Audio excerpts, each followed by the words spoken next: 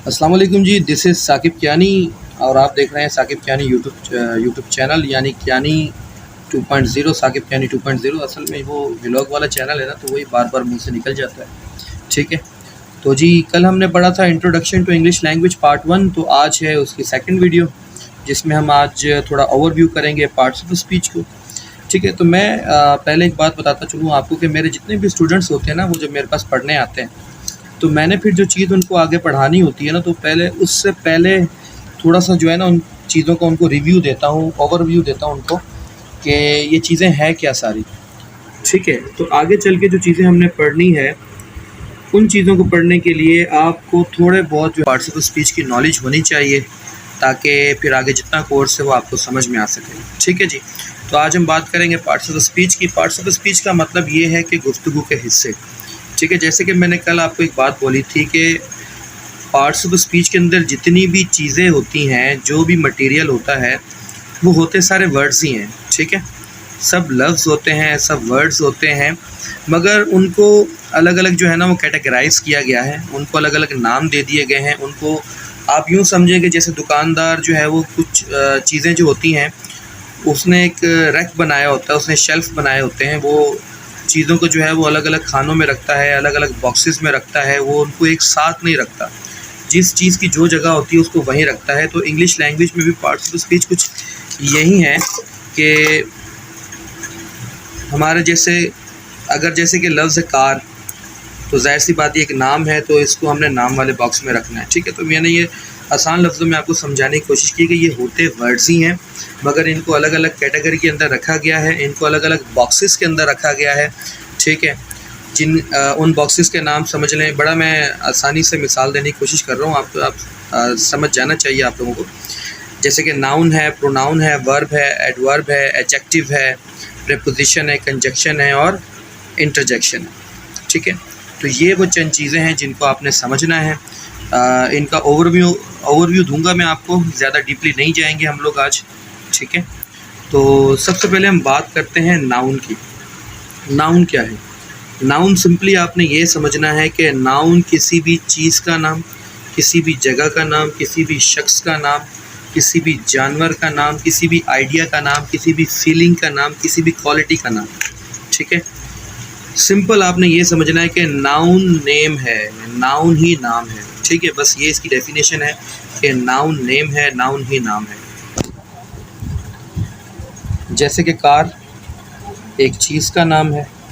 ठीक है, कराची जगह का नाम है, अली शख्स का नाम है, टाइगर एनिमल का नाम है, जानवर का नाम है, ब्रेवरी क्वालिटी का नाम है, खासियत का नाम है। ठीक है, अच्छा जी, अब हम चलते हैं आगे प्रोनाउन की तरफ। ठीक है, प्रोनाउन क्या है? I, we, you, they, he, she, it. ठीक है, ऐसा लफ्ज़ जो नाउन की जगह इस्तेमाल हो उसे प्रोनाउन कहते हैं। यानी ऐसा लफ्ज़ जो नाउन की जगह पर इस्तेमाल हो उसे हम क्या कहते हैं? प्रोनाउन। ठीक है जी, यानी जब हम नाउन नहीं इस्तेमाल करते तो उसकी जगह हमें कोई प्रोनाउन इस्तेमाल करना पड़ता है। फॉर एग्ज़ाम्पल कि जैसे आप जब भी किसी से बात करते हो या जिसके बारे में बात हो रही होती है, आप उसका नाम जो है सिर्फ़ वो एक ही दफ़ा लेते हो, बाकी उसको कहते हो तू, तेरा, मेरे, हमारा, उनका, उनके। ठीक है ना, उर्दू में हम ऐसे बात करते हैं, नाम हम एक ही दफ़ा लेते हैं। इसी तरह से देखिए, आपको मैंने एक एग्जांपल दी है, Ali is a good player. Ali एक अच्छा खिलाड़ी है। ठीक है, फिर अगले जुमले में देखें, ही प्लेज गुड क्रिकेट। वो अच्छी क्रिकेट खेलता है। पहले जुमले में मैंने एक नाउन इस्तेमाल किया, अली का इस्तेमाल किया, मगर जब मैंने अगले जुमले में उसी बंदे के बारे में बात करनी थी तो मैंने उसको लिखा ही। ठीक है, तो यानी हम जब भी बात करते हैं, यानी मैं हर जुमले में अली अली तो नहीं बोल सकता। ठीक है, या फॉर एग्जांपल अली तो मैंने एक नाम ले लिया, कोई भी नाम होगा हम बार बार उस शख्स का नाम या उस बंदे का नाम जो है हम बार बार नहीं लेते। ठीक है, फिर उसको हम प्रोनाउन से जो है हम रिप्लेस कर देते हैं। तो नाउन की डेफिनेशन जस्ट आपने इतनी ही समझनी है कि ऐसा लफ्ज़ जो नाउन की जगह पर इस्तेमाल हो उसे प्रोनाउन कहते हैं।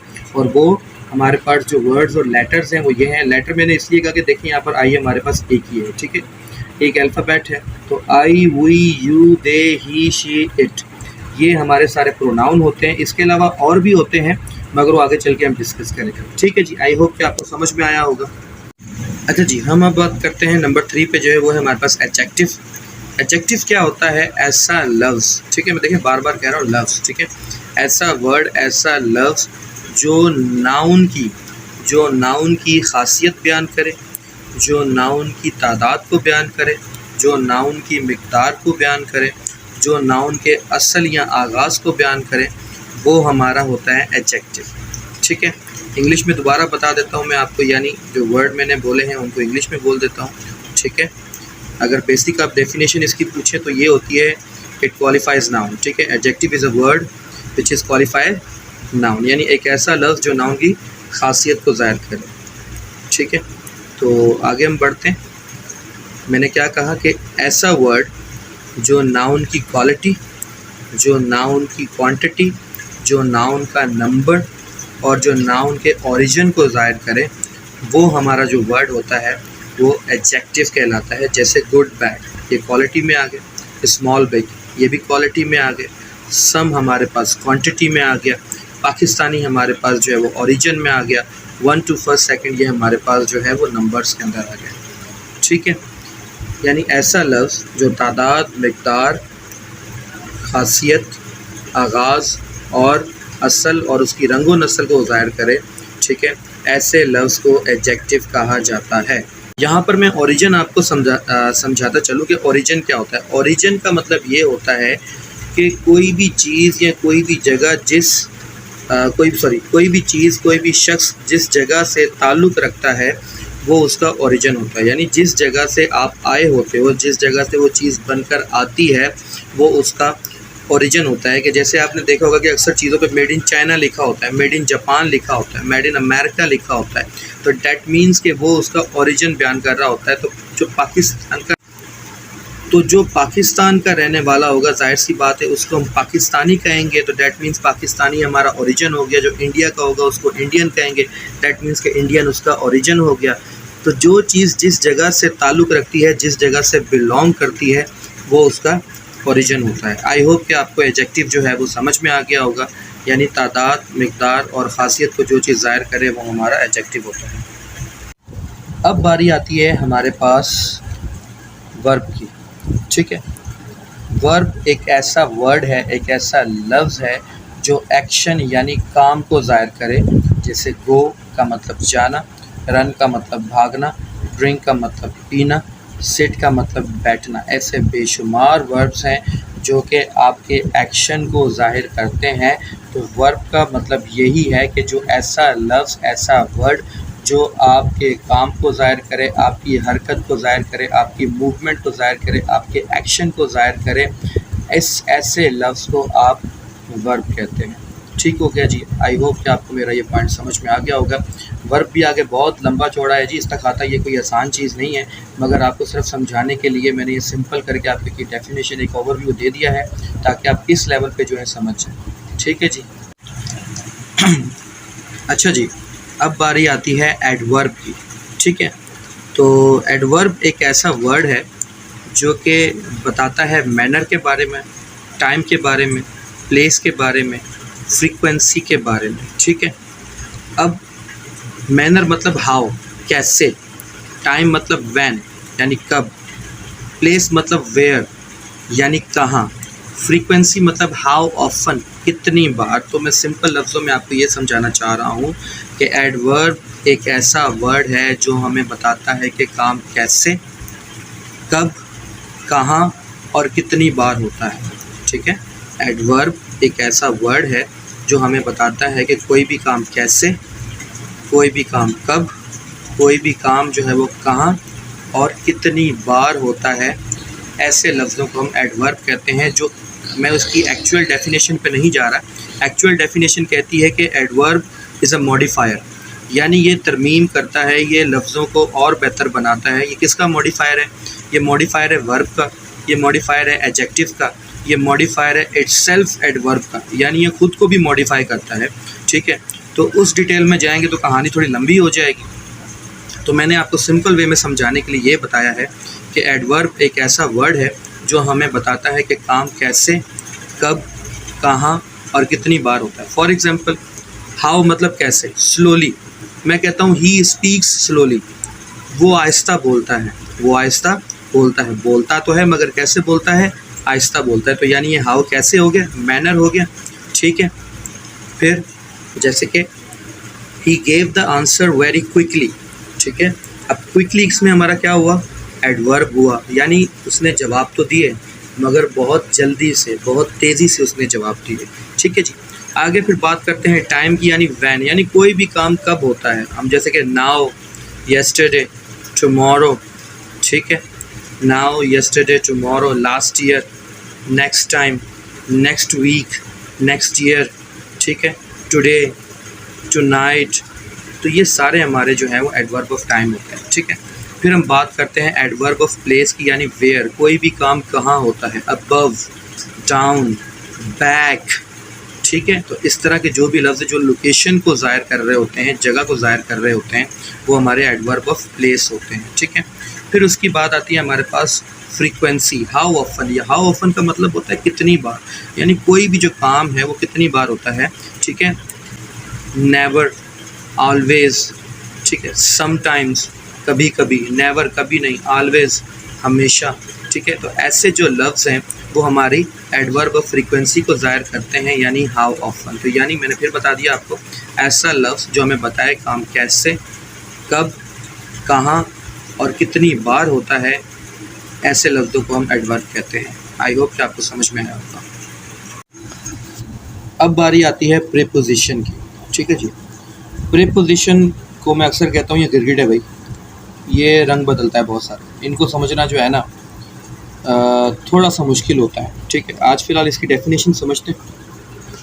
तो प्रीपोजिशन क्या है, प्रीपोजिशन ऐसा लफ्ज़ जो नाउन को सेंटेंस के बाकी पार्ट्स ऑफ स्पीच के साथ मिलाए, वो हमारा प्रीपोजिशन होता है। क्या बोला मैंने, प्रीपोजिशन एक ऐसा लफ्ज़ होता है जो नाउन को बाकी पार्ट्स ऑफ स्पीच के साथ मिलाए सेंटेंस के अंदर, वो प्रीपोजिशन होता है। बस आपने इसको यही समझना है, ठीक है। तो प्रीपोजिशन के जो लफ्ज़ होते हैं वो होते हैं इन, ऑन, एट, ऑफ, बिलो। होते तो मोर देन 200 हैं, ठीक है, मोर देन ये 200 हैं प्रीपोजिशन जो हैं। और प्रीपोजिशन की ख़ास बात ये है कि ये इनके अंदर जो लफ्ज़ आगे 200, 250, 300 जो लफ्ज़ ये बन गए शुरू में, ये तब से वही हैं, इनके अंदर कोई चेंजिंग नहीं आई आज तक, ठीक है। ना ही इनके अंदर कोई नया वर्ड ऐड हुआ है प्रीपोजिशंस के अंदर। तो ये 200, 250, 300 जितने भी हैं, ये आज तक वहीं के वहीं हैं, ठीक है। तो प्रीपोजिशन दोबारा बता दूं, ऐसा लफ्ज़ जो नाउन को बाकी पार्ट्स ऑफ स्पीच के साथ मिलाए सेंटेंस के अंदर, वो हमारा प्रीपोजिशन होता है, ठीक हो गया जी। अब बारी आती है कंजंक्शन की, ठीक है। कंजंक्शन, अब ये कुछ लोग इसको कंजक्शन भी पढ़ते हैं मगर कंजंक्शन है ये, ठीक है। तो कंजंक्शन भी जो है एक्चुअली ये ज्वाइनर है प्रीपोजिशन की तरह। जैसे प्रीपोजिशन ज्वाइनर है मगर प्रीपोजिशन जो है वो नाउन को बाकी पार्ट्स ऑफ स्पीच से मिलाता है, मगर जो कंजंक्शन है वो भी ज्वाइनर है, मगर ये एक ऐसा लफ्ज़ है जो दो या दो से ज़्यादा लफ्ज़ों को आपस में मिलाता है, या फिर दो या दो से ज़्यादा सेंटेंसेस को आपस में मिलाने का जो काम करता है वो हमारा कंजंक्शन होता है। तो उसके जो लफ्ज़ हैं एंड, और, बट, इफ़, एंड, और, बट, इफ़, ऐसे बहुत सारे लफ्ज़ हैं इसके कंजंक्शन के, ठीक है। तो ऐसा लफ्ज़ या ऐसे लफ्ज़ जो दो या दो से ज़्यादा लफ्ज़ों को आपस में मिलाएं या दो या दो से ज़्यादा सेंटेंसेस को आपस में मिलाएं, उन्हें कंजंक्शन कहा जाता है।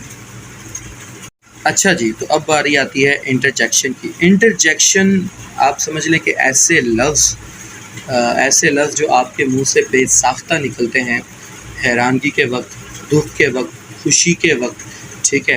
यानी ऐसे लफ्ज़ जो आपके मुंह से अचानक निकलते हैं, जैसे आप उर्दू में समझ लें कि ओए होए, नहीं यार, कसमें, सच्ची हैं, आहो, नो नो नो नो, ऐसे जो लफ्ज़ होते हैं ना, ठीक है। ऐसे लफ्ज़ इंग्लिश के अंदर भी हैं, जैसे हुर्रा, अलास, वाओ, ओह, आउच, ठीक है।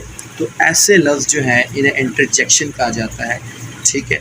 यानी ऐसे लफ्ज़ जो आपके मुंह से बेसाख्ता निकलते हैं हैरानगी में, खुशी में, गम में, उन्हें इंटरजेक्शन कहा जाता है, ठीक है। अब इसमें एक बात यह है कि एक साइन होती है, ठीक है, सॉरी ये थोड़ा हिल गया, एक साइन होती है एक्सक्लेमेशन की, ठीक है, जिसे एक्सक्लेमेशन साइन कहा जाता है, जिसको मैं हमेशा कहता हूँ उल्टा आई, ठीक है। इन लफ्ज़ों के साथ आपको जो है ना ये उल्टा आई लगाना होता है हमेशा, क्योंकि जहाँ भी आप ये उल्टा आई देखें, एक्सक्लेमेशन साइन देखें, तो आप समझ जाएं कि यहाँ पर जो है वो फीलिंग की बात की जा रही है, कोई किसी भी किस्म की फीलिंग को जो है ना यहाँ पर बयान किया जा रहा है। तो ये ग्रामेटिकल यानी जब आप लिखते हैं तो ये ग्रामेटिकल पॉइंट है जो आपको पता होना चाहिए कि जब आप इस किस्म के लफ्ज़ लिखते हैं तो ये एक्सक्लेमेशन साइन यानी जिसको आप उल्टा आई कहें समझ लें, ये इन लफ्ज़ों के साथ लाजमी आना चाहिए ताकि पता चल सके कि यहाँ पर एक फ़ीलिंग को जो है वो ज़ाहिर किया जा रहा है। आई होप कि आज की वीडियो आपको ये अच्छी लगी होगी। अच्छी लगी है तो लाइक ज़रूर करें, कमेंट ज़रूर करें, सब्सक्राइब ज़रूर करें, शेयर ज़रूर करें और कमेंट में आप लोग लिखा ज़रूर करें कि आपको क्या चीज़ समझ में आई, क्या चीज़ समझ में नहीं आई। और अगर आप ऑनलाइन के साथ ऑफ़लाइन ट्यूशन भी लेना चाहते हैं तो हमारा सेंटर है eagle forces and coaching centre के नाम पे, सांगड़ में नवाबशाह रोड के ऊपर सुलहरी पंप के बैक साइड पे पीएफ स्कूल है, उसकी बिल्डिंग में हम लोग शाम को कोचिंग देते हैं। तो जो लोग ऑफ़लाइन कोचिंग लेना चाहते हैं यानी क्लासेस के अंदर आके लेना चाहते हैं तो मोस्ट वेलकम, आप हमारे पास आ सकते हैं। हमारे पास पहली से लेकर 12वीं क्लास तक की जो कोचिंग है, उसके अलावा आर्म फोर्सेस की जो तैयारी है, यानी आपने अगर आर्मी में जाना है, आपने अगर एयरफोर्स में जाना है, कैडेट कॉलेज में जाना है, यानी जितनी भी हमारी जो आर्म्ड फोर्सेस की जो तैयारी होती है हम लोग वो भी करवाते हैं। ठीक है जी, थैंक यू, अल्लाह हाफ़िज़। वीडियो को लाइक ज़रूर करिएगा।